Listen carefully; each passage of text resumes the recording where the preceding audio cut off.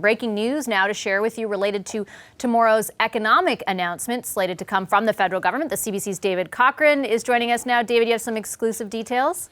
Yeah, Vashi, we've got a sense, us and our colleagues at Radio Canada, about what's coming tomorrow. We were promised a significant economic package to help people, what the government officials are calling significant and comprehensive. Well, what we can tell you is that package is going to be worth at least $25 billion. Now, that's squarely in the price range that economists said was needed in terms of a stimulus package to get the economy going. Needed to be at least 1% of GDP. That's $20 to $30 billion right out of the gate. $25 billion, maybe a little bit more, is what we're hearing right now. This is going to include direct transfers, direct payments to people through changes to employment insurance, something the Prime Minister said would be coming with a temporary recalling of the House of Commons to change EI, and also using things like the Canada Child Benefit and the GST rebates that are already part of the system as mechanisms to send money directly to Canadians. Now, another key part of what is going to be announced tomorrow are measures to bridge businesses, to get them to better times, whenever those times may be. And I'm told that the business initiatives that are being announced tomorrow, Vashi, are going to be on top of the $10 billion in urgent credit that was made available to small and medium-sized businesses by the finance minister last Friday. So we've known this was coming. I think we've been characterizing this as really a stimulus package. I think it's better to characterize it as an aid package. This is about giving people the money they need to pay their rent, keep their fridges full, keep their lights on, and manage through these difficult economic times. And the signal from the Prime Minister today, by announcing that Parliament needs to be recalled to change the employment insurance legislation, well, the reason for that is that EI is obviously going to be extended to people who don't normally qualify. You can change qualifying limits and things like that simply through regulation as a cabinet decision, but to take people who are outside the system and put them into the system, that's going to require a legal mechanism. So we're told this is coming very early, first thing in the morning. The Finance Minister, Bill Morneau, will certainly be a part of it. Quite possible the Prime Minister will be part of it as well. Just quickly before I let you go, can you speak a bit to the magnitude, the sort of significance of that? I mean, I think of that number, $25 billion. That's the entire size of the deficit right now. It's a big chunk of change, and it's because the need is clearly there and evolving and increasing basically as we speak. Yeah, and I don't think this will be the end of it. I think it's quite fair to say that there will be billions more spent on the health response, the economic response, and the financial response here. Like, to be very kind of simplistic, the deficit was projected to be about $27 billion. This is another $25 billion in spending, but the revenue streams that the government was counting on have all been flattened and wiped out by what has happened in the broader economy. I mean, oil is under $27 a barrel at one point today. So all of the revenue projections that we were kind of working with, they're gone. This is going to be an extremely difficult financial and economic year, and this government has indicated it's going to spend big to put sort of a floor under the personal economic free fall that a lot of Canadians are going to experience, with bars and restaurants and the tourism sector and the culture sectors being absolutely hammered by this. And the one real key point where this intersects with the health thing, Vashi, is that asking people to social distance, asking people to isolate, asking people to stay home, that makes the economic pressures that much more severe because it limits economic activity. But if you're sending money directly to people, it takes the financial pressure away from them so they can focus on following the public health advice. And that's going to be a key component of what the government's trying to do. Sure will be. Thanks a lot, David. Appreciate those details. The CBC's David Cochran.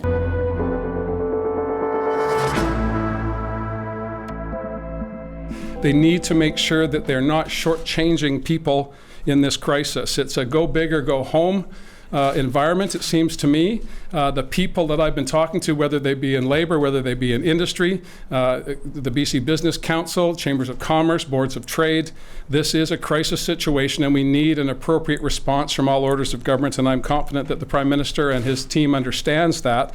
But there are improvements that can and should be made in how we access unemployment insurance or employment insurance in Canada, and this is the time to do that. That is BC Premier John Horgan. His message to the Prime Minister and the federal government where fiscal stimulus is concerned, very clear: go big.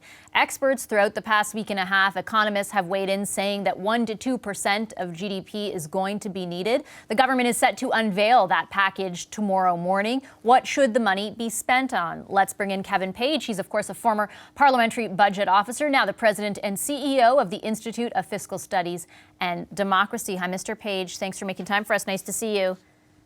Hi, Vashi. So we are hearing that it'll be at least $25 billion tomorrow. Is that in line with your expectations?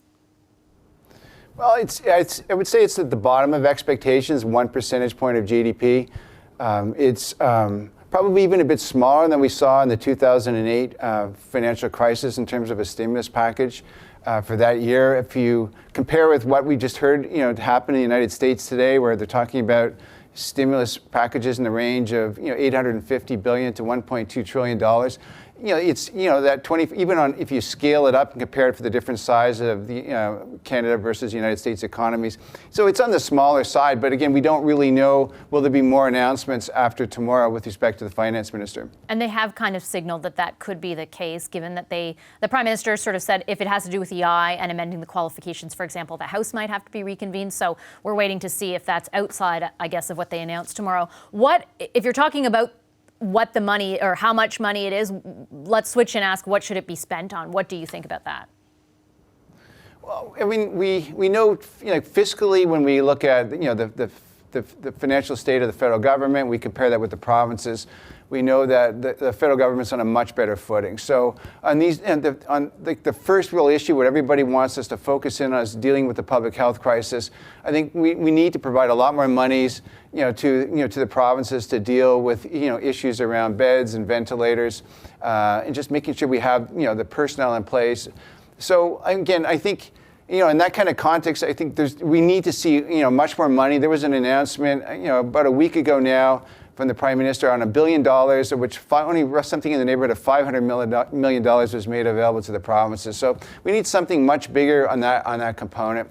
And again, if you look at what the United States announced today, and the markets reacted very, strongly to, was really just putting cash in the hands of workers, and really something that probably will be in the neighborhood of $1,000, per worker.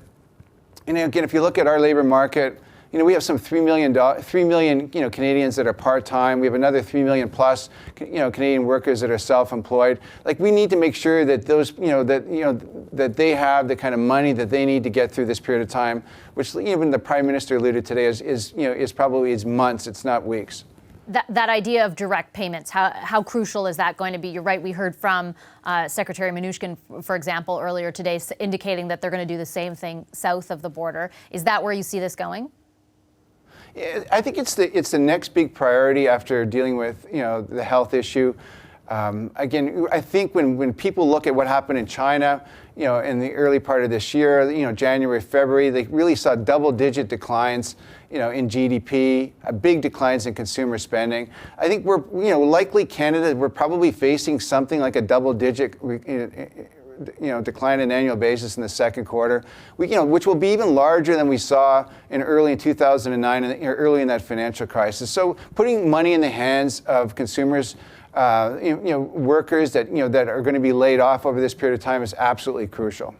How bad, can I ask you to expand on what you said around the economy and sort of your forecast for where it's heading? It's difficult to judge, and I'll preface my question with that, given how fast this is all evolving and how this conversation probably would have been even different a week ago. But what kind of impact do you foresee on a wider level to the economy? Yeah, it's definitely a double-digit decline, which is an enormous, quarterly decline. I mean, if we're assuming we're going to get something again like the Chinese experience, using that roughly as a model, that crisis started really in December of 2018. Here they are, like middle of March, and they're still in quarantine. Still significant quarantine measures. Like, you could see double-digit declines in that economy. So we should really be planning for that. So then, when you get to the discussion, how do we scale this package? 1 percentage point of GDP. Like, is it really enough? Like, how many workers do we need to put the money in the hands? And then I think business continuity, really becomes, I think, the third priority, making sure that we're not going to lose a whole number of businesses that are really almost forced to shut down. And we know, like, our Canadian economy right now, roughly 2/3 of it is in the service sector. Retail is a very big part, and they're pretty much shutting down, as we drive down the streets, in communities across the country. It's going to be a very large hit. And again, the best case scenario is that we deal with the public health crisis. This thing lasts 3-4 months. Come summertime, things kind of go back to normal. But again, this is a very steep drop, and absolutely, it will have a big impact on the deficit, but not the long-run fiscal sustainability of the federal government. Okay, I'm going to leave it there. Appreciate your time and insights as always, Mr. Page. Thank you, Vashi. Hi, I'm Vashi Capellos, host of Power in Politics. See more of our show by subscribing to the CBC News channel or click the link for another video.